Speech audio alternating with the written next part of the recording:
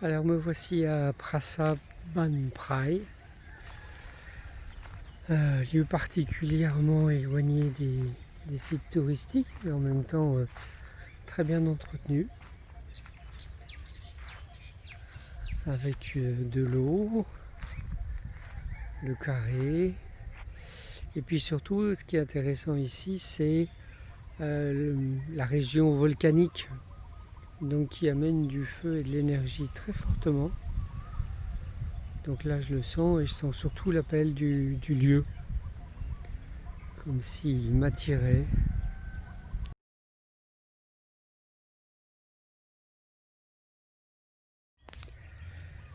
Des temples dans cette région qui sont dans la lignée d'Angkor Wat.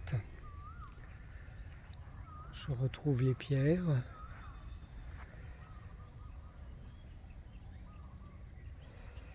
Puisqu'avant c'était l'Empire Khmer. Disposition originale ici.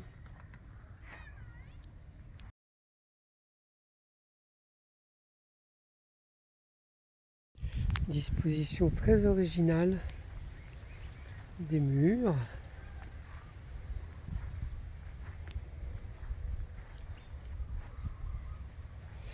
Et oui, en fait, chaque temple a son entrée ici.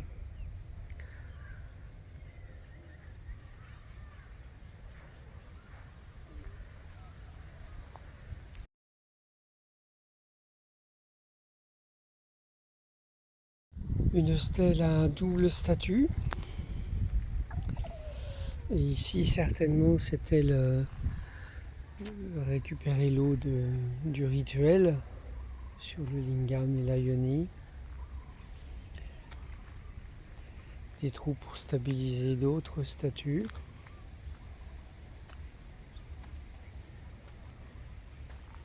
Il y a une belle énergie, c'est très harmonieux, très apaisant. Et dans les bâtiments, je sens beaucoup d'intensité.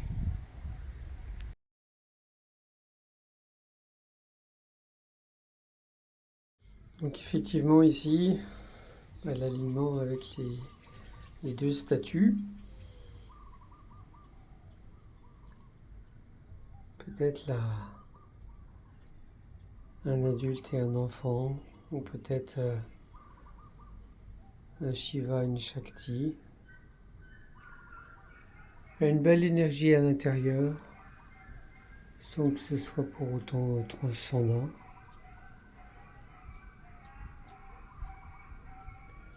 Et ce que je ressens, c'est un appel au rituel. Un appel au rituel avec les statues.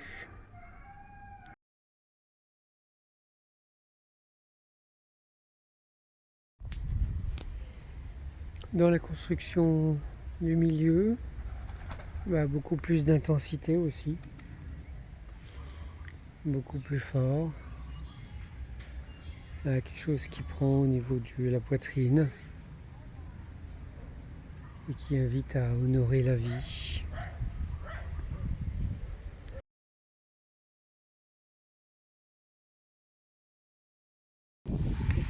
Alors oui, des lieux qui mériteraient d'être un peu mieux entretenus, surtout à l'intérieur des temples, qui est du nettoyage et du rituel de fait. Mais je les trouve très beaux, très puissants, comme un appel profond au respect de la vie, à la spiritualité. C'est un moment agréable qui m'interpelle sur nos responsabilités. En tout cas, vraiment un lieu très chouette.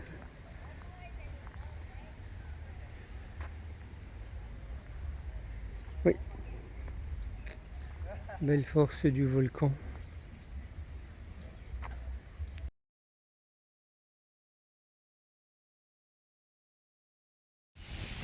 Un beau jardin et des beaux arbres avec une vraie belle orientation et un chemin bien tracé.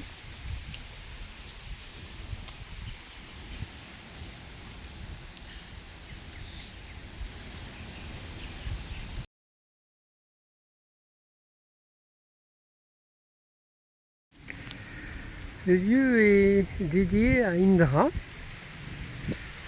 construit au XIe, XIIe siècle, bien orienté à l'est, avec aussi une partie Krishna. Krishna qui monte sur le mont Govardhapura.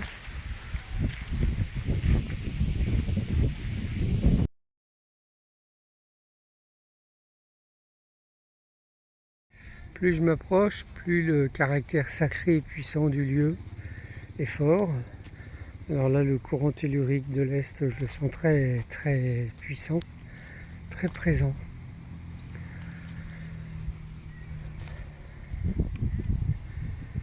Vraiment quelque chose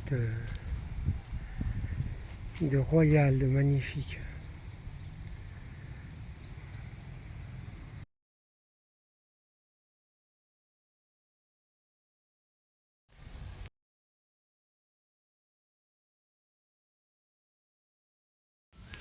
Le courant du sud est beaucoup moins important que celui de l'Est. Je le sens très très léger, mais il existe, il est là. Mais c'est surtout le courant de l'Est qui est majeur.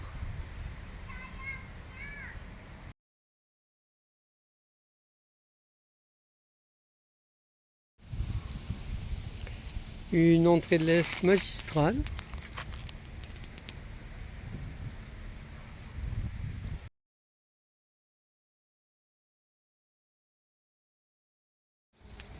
La structure majeure a été intelligemment protégée. Et on retrouve ici la grande stèle qui pourrait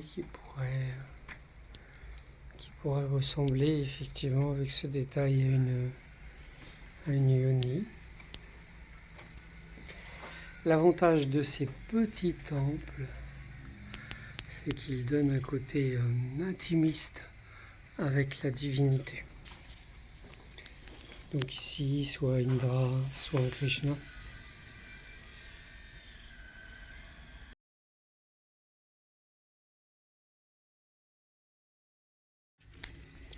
J'apprécie la densité énergétique des murs qui rassemble les corps subtils et qui en même temps évite la dispersion. Donc ça aide à bien se maintenir dans l'axe et dans le contact avec la divinité qui est honorée.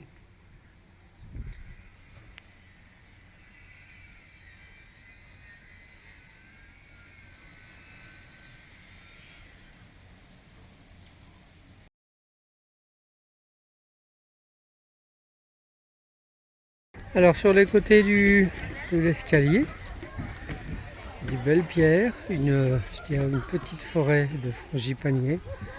Et puis là, une yoni, donc il manque le Shiva Lingam. Et il y en a un autre de l'autre côté.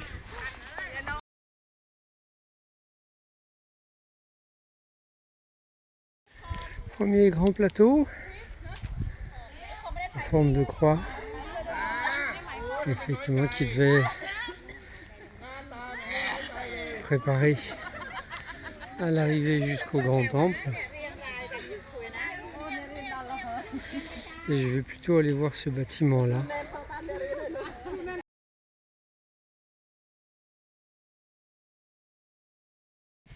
11e, 13e siècle. Alors bâtiment qui devait servir à la préparation du roi, à son habillement. Donc là aussi peut-être quelque chose de très centré, très recueilli.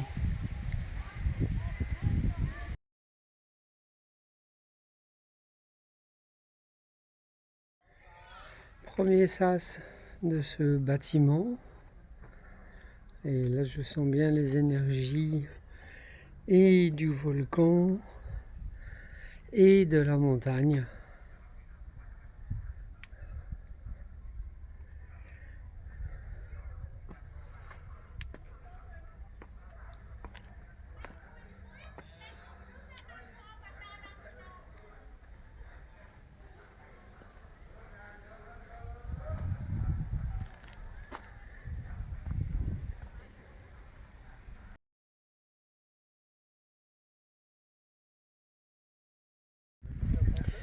Donc quand je me mets effectivement à ce centre en regardant à l'est par où les énergies arrivent, alors je me sens investi d'une certaine force, d'une certaine énergie, quelque chose de puissant qui me redresse, je me sens plus fort, plus dense, ça pétille à 20 cm autour de moi. Voilà, c'est une construction énergétique faite pour dynamiser la statue ou la personne ou le symbole qui était là, mais en tous les cas c'est réussi.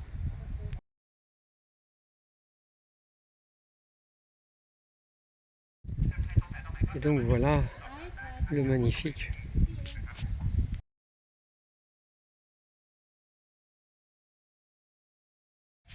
Ici une allée énergétique. Je me sens dans quelque chose de solennel.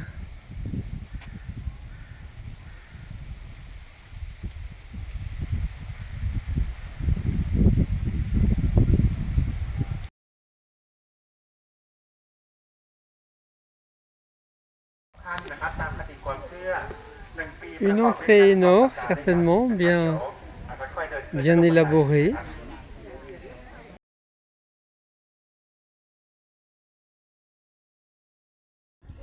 Des nagas bien conservés, avec une belle énergie d'accueil. Surtout, voilà, au niveau du chakra du cœur, un beau mandala.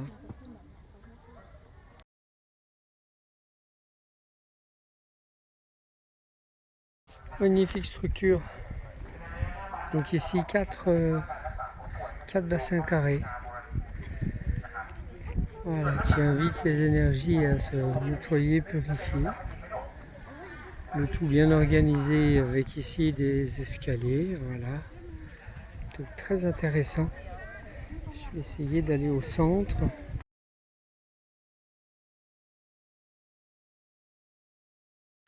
Alors si je suis au centre, ça fait comme une espèce de dôme énergétique avec l'eau. Voilà. Et le sommet est au-dessus de ma tête. Je trouve ça très intéressant. Et entre les bacs, il y a encore quelque chose, effectivement.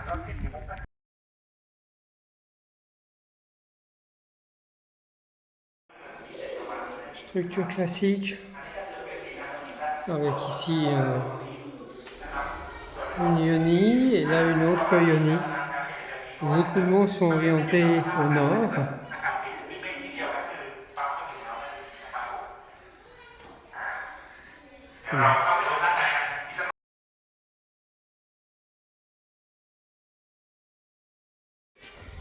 Donc on a Vishnu, Shiva, Vamanavarata.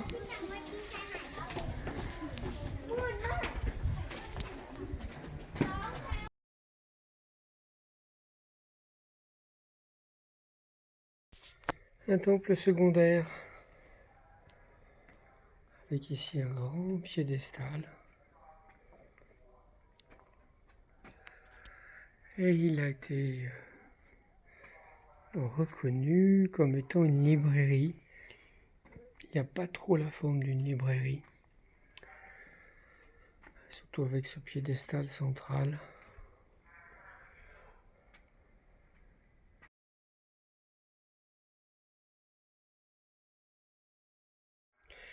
Mais il y a des bonnes énergies dedans.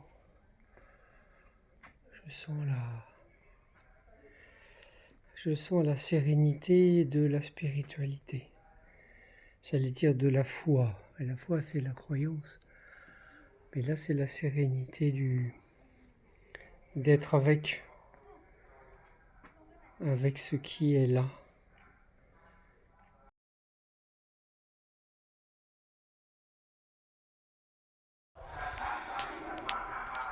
Le véhicule de Indra.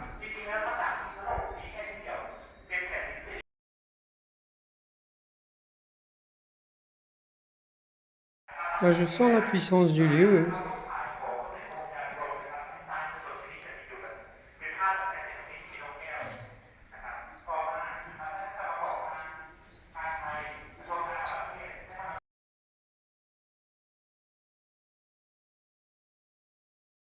Ici, le triple symbole de la Yoni, et donc de Vishnu au sommet, puis Shiva, puis Brahma.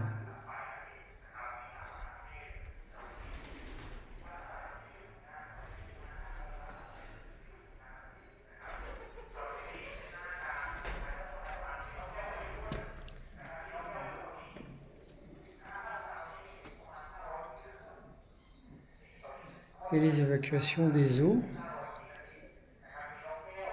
les eaux de rituel. Une fois qu'elles avaient coulé sur le Shiva Lingam et sur la Yoni sacrée, elles devenaient sacrées, les eaux.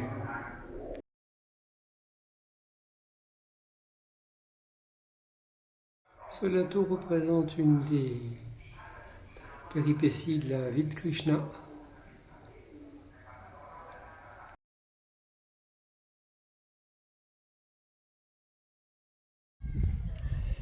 Donc ici, l'exemple même des carrés qui sont des supports pour des statues.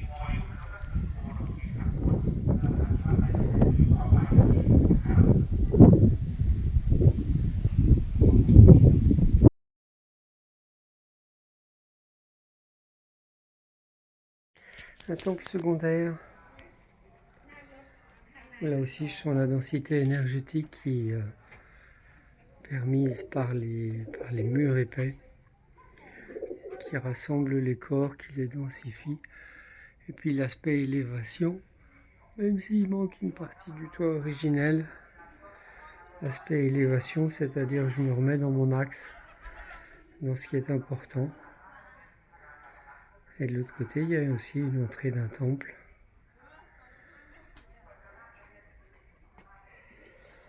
Une visite agréable qui recentre bien, très proche du style d'Angkor.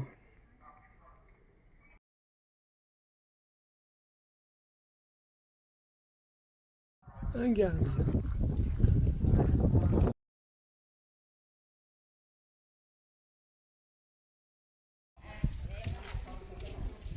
Et donc là, je suis dans l'axe sud-nord, vers le Lingam.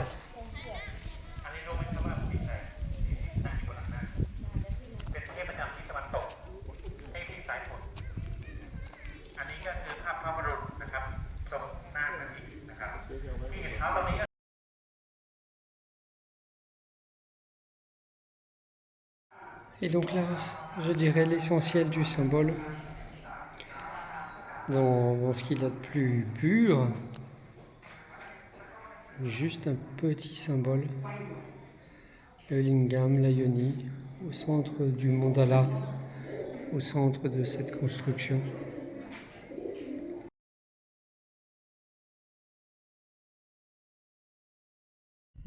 Récupération de l'eau sacrée.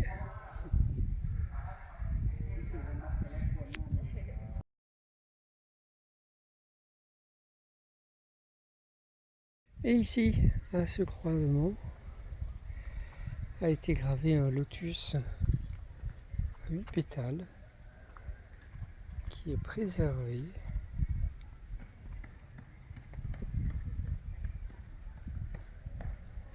Le croisement, voilà, sur la grande allée, avec une belle ouverture au nord.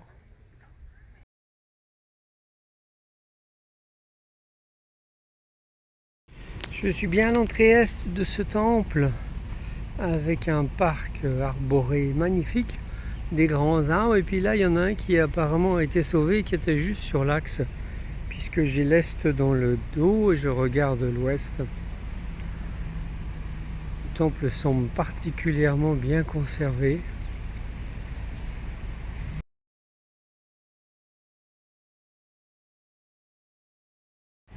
Entrée est bien agréable. Effectivement, il y a toute une région bien dense en énergie. Et ici, une fleur de lotus à 8 pétales, ce qui doit certainement représenter quelque chose. Les 8.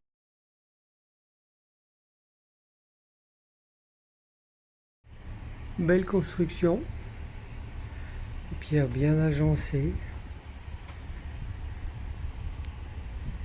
et des bassins d'eau. Et le temple, le grand temple.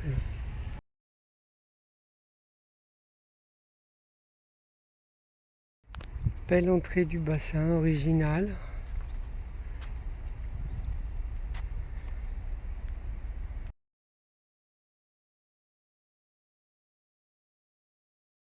Porte sud très élaborée, vraiment bien construite. Il y a une pierre qui marque à peu près le centre, ici. Et des bâtiments impressionnants, vraiment très beaux. Impressionnant parce que bien régulier, bien construit.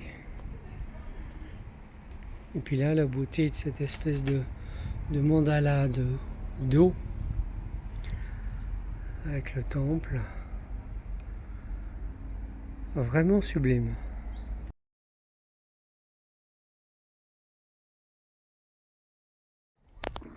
Au sud de Surin, toute une série de temples intéressants, magnifiques, bien conservés, et dans lesquels je me régénère profondément dans le spirituel bien matérialisé.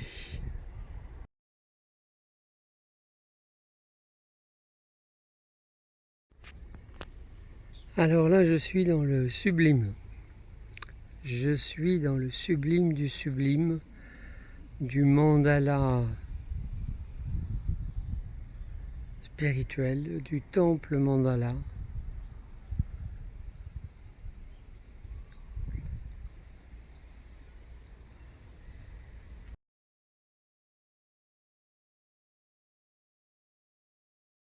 La porte nord, pas aussi sophistiquée que la porte ouest, avec ses entrées multiples, mais toujours une construction et des emboîtements de pierre remarquables, et quelque chose de plus sobre, et en même temps beaucoup plus intense au niveau énergétique. Et oui, donc là il y a encore un arbre qui est posé sur une construction. Donc c'est vraiment un lieu magique, avec les réservoirs d'eau, les arbres, et cette puissance douce. À l'extérieur, la puissance est douce. À l'intérieur de la porte nord, elle est un peu plus, elle est un peu plus yang, la puissance.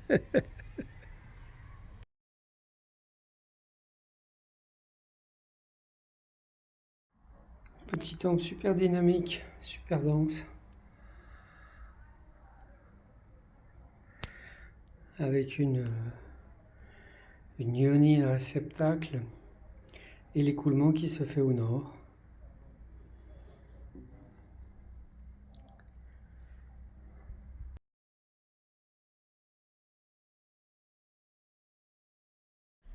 Quatre petits temples sur la structure centrale, orientés à l'est. Et puis ici, le temple principal qui n'est plus. Je sens énergétiquement le dôme là voilà, le dôme là qui monte. Hop, je le sens qui monte, mais sans plus.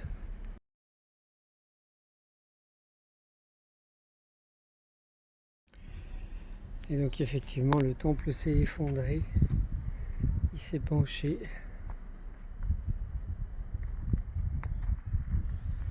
Il reste les 4 temples.